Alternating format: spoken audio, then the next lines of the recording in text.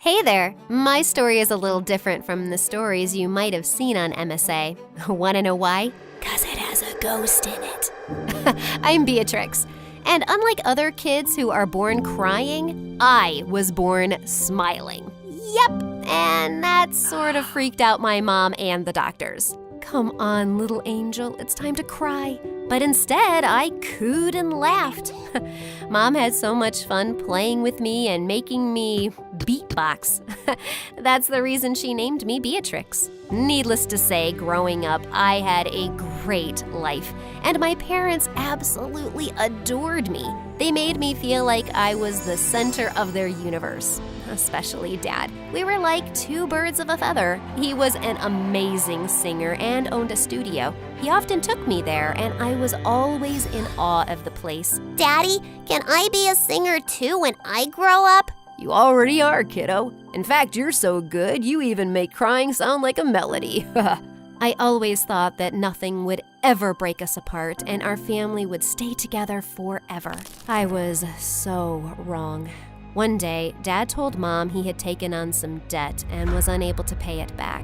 From that day on, they started fighting over the smallest of things and soon ended up getting divorced.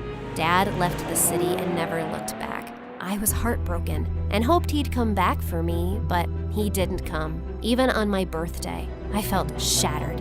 Mommy, why didn't Daddy come? He promised he'd come for my birthday. Please call him. I did, sweetheart. He must be busy. You have me. Come on, let's cut the cake. No, I want Daddy, or else I don't want this cake at all. After that day, I was asking Mom for Dad all the time, but he changed his number. And then to make things even worse, she married again. I was nervous at first when I met my stepdad, but it turned out he was an absolute gem. Not only did he paint my room in the exact color I wanted, but he also treated me to ice cream every day and spoiled me with all the things I asked for. Every night when Mom used to tuck me in bed and sing me a lullaby, he'd come too. Life was finally good again. And then my half-sister Jennifer was born. Mom and my stepdad only had eyes for her, and it seemed like it was all Jennifer all the time. I started to get jealous of her, but one time when she was crying and Mom and my stepdad weren't around, she gave me the most beautiful smile ever, and I melted. Aw, aren't you the cutest thing in the world? I tried to lift her, but Jennifer ended up crying again, and right then my stepdad stomped into the room. He looked really pissed. I just put her to sleep. Did you wake her up? Did you make her cry? What? No, I was just... Don't yell at her. She's just a kid. Then they started fighting over me all the time. When my stepdad said I was always causing trouble and should be sent away to live with my real dad, I felt like someone punched me in the gut. That's when I felt like I wasn't a part of my own family.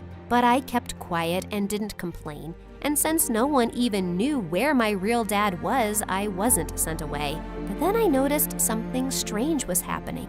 I couldn't go outside anymore. Mom even had to homeschool me for a month.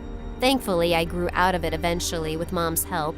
And as Jennifer grew up, she loved being around me. We were pretty close, even though she was competitive and wanted Mom's attention all the time. Like, when I'd come home from school and run to hug Mom, she'd jump in and hug her first, then talk to her and keep her busy until I gave up and would go to my room. I didn't mind because she was still very small. But one day, she broke Dad's phone by accident when we were playing with it. Beatrix, please don't let them know it was me. It was an accident. Please, please, please. I don't want them to be mad at me. I couldn't see my baby sister that way, so when Mom entered the room and saw Jennifer crying, she assumed I had done something. Mom, we were playing, and I accidentally broke Dad's phone. Why can't you be more careful, Beatrix? Why are you two in his office anyway? Don't you know how angry? At that exact moment, Dad rushed in and turned as red as a fire truck. He began yelling at me and Mom. Look at what your daughter did. I told you she's only trouble. Your daughter? Oh, wow, that hurt. After that fight, I began distancing and avoiding my stepdad every time I saw him. Since at home I had so many problems, school was a relief. There I was part of the music club, and singing always felt like a joy. One time when I was in 12th grade, I was performing in a school play, and the lead had to sing a lullaby but forgot the words. I didn't know them either, but I jumped up and sang the same lullaby Mom used to sing me when I was little. When I was done, there was silence. Oh, shoot, I must have sounded bad. But then, all of a sudden, there was a thunder of applause, and I was stunned. Oh my God, Beatrix, you sounded so amazing! Oh, stop. You're just being nice. Wait, who are you? I'm an ad producer, and I'd like to work with you. But before I could even finish my sentence, the man handed me his card. I called him a couple of days later, and then I found out he wanted me to sing a jingle for a Christmas ad. It was so much fun. When I got paid, I went to Mom and told her I wanted to take her out for dinner, but she seemed so occupied. That's very nice, honey, but I have to go out with your sister tonight. She got 15th position in her class in the exams. Oh, wonderful. Okay, I'll come too. Well, you know how she is. She said it's a mom-daughter thing only. We'll go out some other time. I hope that's all right. Sure. It was pretty clear that Jennifer was more important to her than me. Mom never made the time to go out with me, even as I finished high school and moved out to my own apartment. After a few years, I started to get lots of attention for my singing, and people were totally loving it. I worked hard, and eventually I got a huge show in New York. I was so psyched about it and invited Mom and Jennifer, but minutes before I was supposed to start, Mom said they couldn't come. When I got on stage and saw the crowd and the 2 empty seats in the front row, I suddenly got really nervous and forgot the lyrics. My brain went blank, and since I was on the stage for so long and still hadn't performed, the audience started booing me. I felt my heart sinking, and then everything went dark. When I woke up, I found myself in the hospital. That was supposed to be my big break. Everything is ruined now. It's not, Beatrix. You just need to take it slow. Trust me, you'll be on the stage again soon. Everything will be okay. I wanted to believe her, but right when I was about to step out of my hospital room, I froze at the door and couldn't move. Honey, what's the matter? I don't know. I'm too scared to leave. I hurried back to the bed and refused to move. After talking to the doctor, I was diagnosed with a condition called agoraphobia. It was just like when my dad left. The stage incident triggered the condition I already had but forgot about. It meant I had trouble being in crowds and open spaces. It had been months since I left my home, and Mom was worried sick for me. She suggested I move into the house next to hers. It had been empty for years because the owners had left town. I was fine with it, as long as it was kept locked and I could stay inside. Mom and Jennifer were the only ones allowed in. My stepdad never visited. Jennifer was incredibly understanding, and we grew even closer. Mom came over every day, always spending time and taking care of me.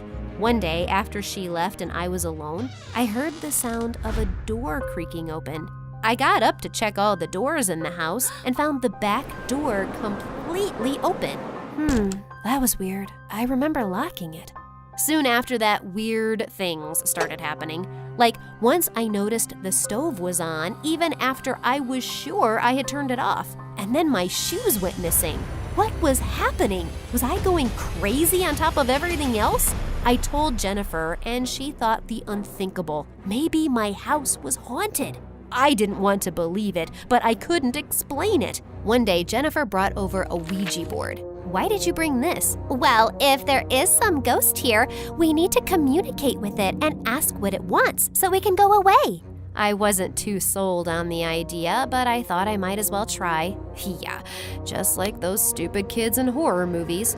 In just a few minutes, it turned out to be a very bad idea. I thought Jennifer was moving the pointer, but she swore it wasn't her. And it definitely wasn't me. It spelled out, "Get out." Huh. Awesome! I was even more scared now, and I couldn't move or even leave the house. I was stuck. Things died down for a little while. But one day, while I was watching TV, the volume got super loud and the channel changed by itself. I was terrified and ran out of the house without thinking and immediately ran into the most beautiful delivery guy I ever saw. Are you okay, miss? I thought maybe someone was In your house? I can check if you want. I just nodded and followed him into the house, and after 10 minutes, he assured me that no one was around and nothing was wrong. I work around here a lot. If you have any problem, let me know and I'll help you, okay? I'm Easton. From then on, Easton came to visit me every once in a while. We would sit near my door and talk. I told him about my agoraphobia, and he would bring me things that I couldn't get for myself. He was so thoughtful and sweet. One day, when Easton and I were talking, Jennifer came to visit me. The three of us had a good time. Once he left, I could not stop talking about him. He's so kind and sweet. You know, we like the same pizza, and we both love the Marvel movies and Bjorn Easton sitting in a tree. Kissing. No, what are you talking about? You have a crush on him. It's so obvious. Oh no, it's true. The day Mom was supposed to meet him, I invited her and Jennifer, but he called and said he had to work late. Mom seemed disappointed. I went to get them some snacks, and when I got back, I overheard Mom and Jennifer talking, and Mom was crying. I don't know how I can help her. I've never seen her this happy. But Mom, you should know about it. That Easton does not exist. She's maybe hallucinating, going crazy. What in the chocolate fudge? Beatrix, honey, what do you mean he doesn't exist? Jen, you saw him. Bea, I'm sorry, but I didn't. I was pretending for your sake. There was no one there that day. If Easton wasn't real, then who was I texting a while back? That was me. I put in my number when you weren't looking. Could it be true? After everything, I thought maybe she was right. Maybe I really was losing my mind. Mom consoled me for hours until I finally calmed down. Then we made an appointment to meet the doctor the next day to see if I really was going cuckoo. Just a week later, I was trying to get ready when a diary fell out of my cupboard. I went pale when I saw what was written. Easton used to live here? All those years ago?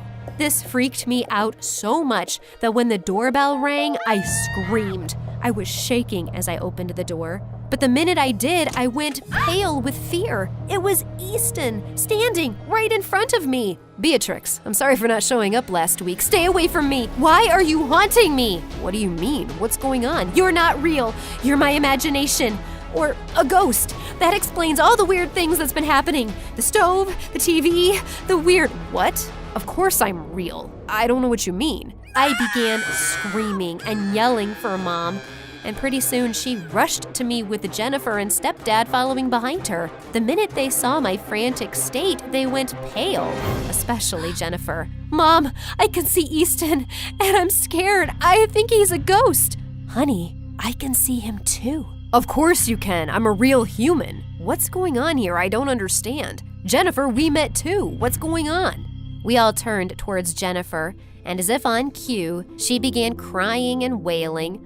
It was all about Beatrix. She's my mom, too. Ever since she got that condition, she's been with you, not me. I've done things to try to make her angry at you and happy with me, but it never works. Jennifer, how could you do this to your sister? You made her think her house was haunted? It ain't my fault she's so dumb, believing there was some ghost. Stupid Beatrix. How dare you do all of this? All I've been is nice to you. And you're so ungrateful. But Mom, Dad, I did this all because I love you and want you to myself. Enough. I can't believe you could stoop down to this level, Jennifer. You're the one who has a problem, and this is all my fault. I'm sorry, Beatrix. If I had never behaved that way towards you as a child, Jennifer wouldn't have grown up hating you this way. Easton just stood there, shocked at the entire situation. After talking to him later, we continued to stay friends. Mom and Dad helped me get through my agoraphobia and get better. Jennifer was sent away for therapy and treatment. With my parents' support, I was able to turn my focus back to music. It took a lot of hard work and dedication, but eventually I was able to start performing again. Mom, stepdad, and Easton were all there in the front row when I went on stage again. And when the show was over, Jennifer surprised me with flowers. She was finally better. I'm sorry for everything. You were always a great sister. I was selfish. No more ghost stuff? Never. Good. Let's go to my not haunted house and celebrate.